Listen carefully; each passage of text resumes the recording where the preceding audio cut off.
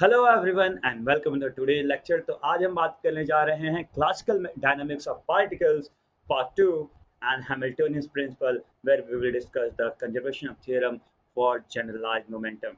Conservation of theorem for generalised momentum, जो भी Hamiltonian theorem होगा वो कंजर्व रहेगा जनरलाइज्ड मोमेंटम के लिए। तो hi, my name is Manu and let's start the today's video. Okay, तो हैमिल्टनियन प्रिंसिपल कहता क्या है भाई कि बेसिकली ये बेस्ड ऑन एनर्जी है। और उसका जो प्रिंसिपल स्टेट दैट कि इंटीग्रल ऑफ टी से T one and T minus V where T is the kinetic energy and V is the potential energy, इसका इंटीग्रेशन आप करोगे तो वो हमारा हैमिल्टनियन प्रिंसिपल का बेसिकली डेफिनेशन आप कह सकते हो। हमें बेसिकली प्रूव करना है कि Lagrangian formulation for the conservation theorems जो हैमिल्टनियन है, हैमिल्टनियन का जो यहाँ पे हमने पहले लिखा था conserve theorem of generalised momentum. Momentum जो जनरल मोमेंटम होता है वो कंजर्व रहता है। हमें जनरलाइज्ड मोमेंटम को यहाँ कंजर्वेशन में दिखाना है आपको। ठीक है, क्वेश्चन ये है। ठीक, तो इसके पहले अगर हम थोड़ा सा जनरलाइज्ड कोऑर्डिनेट्स की बात कर लें। जनरलाइज्ड कोऑर्डिनेट्स ये क्या होते हैं? तो जनरलाइज्ड कोऑर्डिनेट्स बेसिकली अगर आप एक्स का कोऑर्डिनेट दे रहे हो उसके और सारे जो भी पॉसिबल वैल्यूज होंगे, जो भी पॉसिबल पोजीशन होंगे Q1 से Q2 and dash dash dash QN and comma T, वैसे ही YI एंड ये भी ना XI होगा यहाँ पे। ओके, एंड YI और इसके भी सारे पूरे टी तक है ना, टी सब में इन्वॉल्व होता है। वहीं पे जेड भी होएगा तो जेड का भी ऐसे ही जनरलाइज्ड कोऑर्डिनेट्स आपको देखने को मिलेंगे। ओके, सो ये आपके जनरलाइज्ड कोऑर्डिनेट्स हो गए। ठीक, तो हम जरा चलते हैं लैग्रेंजियंस को यूज करते हुए। लैग्रेंजियन फॉर्मूला हमारे पास क्या है? लैग्रेंजियन का लैग्रेंज एक भाई साहब का हमारे पास है T minus V, where T is the kinetic energy, V is the potential energy. ठीक है ना? सो हम कंसीडर कर रहे हैं एक system in which the force are derivable from the potential energy function भी डिपेंडिंग ऑन पोजिशन ऑनली। हम क्या मान रहे हैं? एक सिस्टम अज्यूम कर रहे हैं where force is forces are force is derivable from potential energy।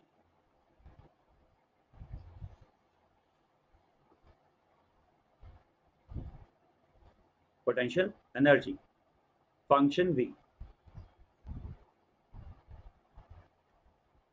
Potential energy का फंक्शन क्या है यहाँ पे? भी डिपेंड्स ऑन पोजीशन ऑनली। ये किस पे डिपेंड करेगा? सिर्फ position only.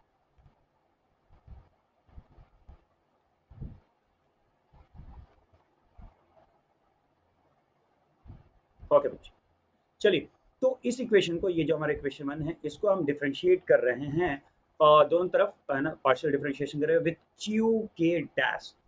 Okay, so d l by D Q k equals to d by d dash d q dot के एंड यहाँ पे आपका टी माइनस वी। आपने इस इक्वेशन को लिया यहाँ पे, ठीक है, कोई दिक्कत नहीं होगा आपको इसको लेने में, आई गेस। ठीक, तो यहाँ पे क्या है, इसको एक्सपेंड करते हैं जरा। तो हम एक्सपेंड करके क्या लिख सकते हैं? D Q K D here we can write T and minus D V by D Q dash K. ठीक है, यहाँ की डॉट। ओके, अभी हमने क्या कहा था कि v only depend upon position. अगर v सिर्फ और सिर्फ पोजीशन पर डिपेंड करेगा, जो पोटेंशियल एनर्जी है, तो यहाँ पे तो ये टाइम का भी है, क्योंकि टाइम भी होता है, क्योंकि में टाइम भी होता है ना। अभी हमने देखा था जनरलाइज्ड कोऑर्डिनेट्स जो थे, इधर अपना टाइम भी रहते हैं। ओके, क्योंकि आपका जो है एक जनरलाइज्ड कोऑर्डिनेट है, क्योंकि is a generalised coordinate, is a generalised coordinate. Okay, so ऐसा क्या होगा कि v हैज सिर्फ और सिर्फ जब एक्स पे मतलब सिर्फ और सिर्फ पोजीशन पर डिपेंड करता है, बट वहाँ टाइम है, तो टाइम वाले टर्म के लिए तो एक कांस्टेंट हो जाएगा। कांस्टेंट का डिफरेंशिएशन क्या होता है? जीरो होता है। So because v depends only, क्या हो गया भाई, वेट, क्या गड़बड़ हो रहा है, या depends only on position, only on position, therefore dv by dq dot k equals to 0. सो इसको पुट करते हैं, इसको यहाँ पे पिछले इक्वेशन में पुट करेंगे तो क्या हो जाएगा, पिछले इक्वेशन में पुट करेंगे तो क्या हो जाएगा, देखिए ये वाला टर्म जीरो हो जाएगा, ये टर्म क्या हो जाएगा हमारा, जीरो हो जाएगा, ठीक है ना, ठीक। तो रिमेनिंग टर्म क्या बचेगा हमारे पास, लिखिए जरा, D l by D q dot के इज इक्वल्स टू, हमारे पास बचेगा D T by D q dot के, ठीक है।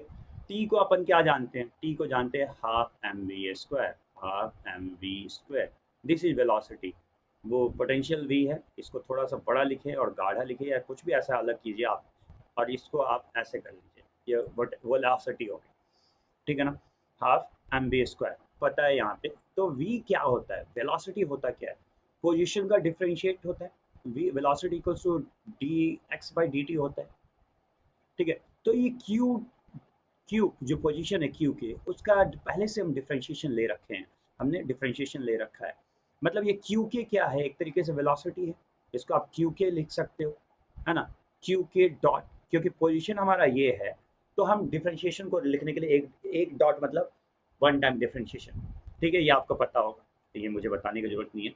तो यहाँ पे D by D q dot के, ओके, क्योंकि हमारा सारा कुछ क्यू डॉट के ही फॉर्म में है, यहाँ पे लिख सकते हो half M M Q dot K का होल स्क्वायर, जिसका होल स्क्वायर होएगा, ठीक है। तो जब आप इसको डिफरेंशिएट करोगे, जब आप इसको डिफरेंशिएट करो क्यू के फॉर्म में, तो यहाँ से ये टू दे देगा और ये टू और ये टू निपट जाएगा, तो आपका बचेगा M Q dot K, M Q dot के, and this is equals to आपका जनरलाइज्ड मोमेंटम, एक जनरलाइज्ड मोमेंटम, क्योंकि ये जनरलाइज्ड कोऑर्डिनेट था, तो उसके वजह से हमारा एक जनरलाइज्ड मोमेंटम पी के देखने को मिलेगा, this is called generalised momentum,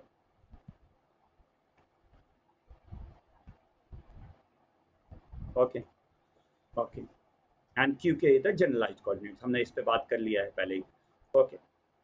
अब जरा देखिए, अब जरा क्या होता है कि अगर हमारा जो पीके, हमारा पीके, ये पीके तो हमारा आ चुका है, in if the Lagrangian system function of the coordinate qk and then coordinate qk is said to be cyclic or ignorable, okay, क्या हो जाए कि अगर Lagrangian system function ना हो qk का, है ना, अगर Lagrangian हमारा जो है is not the function, is not the function of coordinate qk, qk जो जनरलाइज्ड कोऑर्डिनेट है उसका अगर फंक्शन ना हो, तो उस केस में हमारा जो वो क्या होता है, dl by dqk equals to 0, you can say simply it's equals to 0, okay।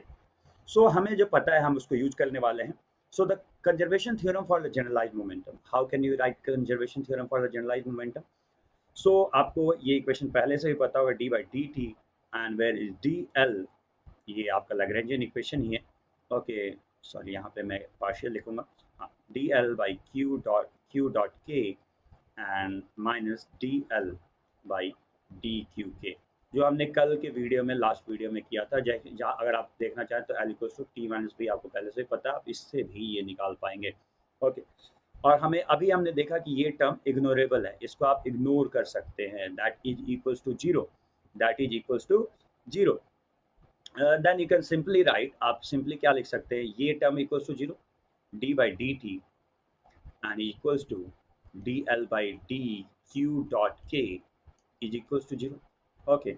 so आप इससे आप क्या कह सकते हैं कि ये एक कांस्टेंट टर्म है, okay, that will be equals to constant term and this is equals to a constant term, this is a constant, this is a constant term, तो कैसे कांस्टेंट है, कैसे कांस्टेंट है, so हमने अभी निकाला भी था, dl by dq एक p और v के टर्म में आया था, वो एक फिक्स टर्म था, है ना, क्यू के टर्म में आया था, so this is a constant term, मैं आपको दिखा भी दूं एक बार, हमने ये जो निकाला था पी के एक जनरलाइज मोमेंटम है, तो मोमेंटम तो कोई एक फिक्स टर्म ही होगा ना, ठीक है। हाँ, और ये वही था, ऐसा नहीं है कि मैंने अलग से निकाला है, जो कि ये डी एल बाई क्यू के बराबर था। यहाँ भी लिख देता हूँ डी एल चाहिए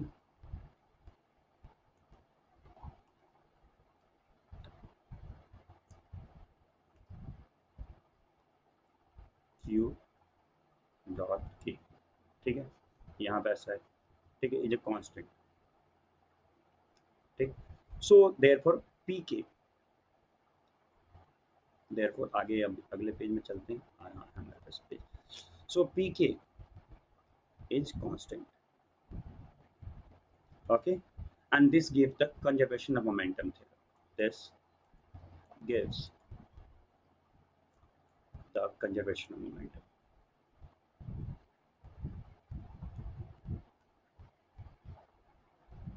momentum, okay, और साइक्लिक होते इग्नोरेबल होना चाहिए।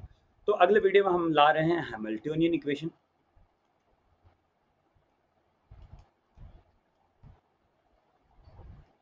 ओके। अगले वीडियो में हमारा ये होगा। Till then take care, bye bye, जय हिंद, जय भारत।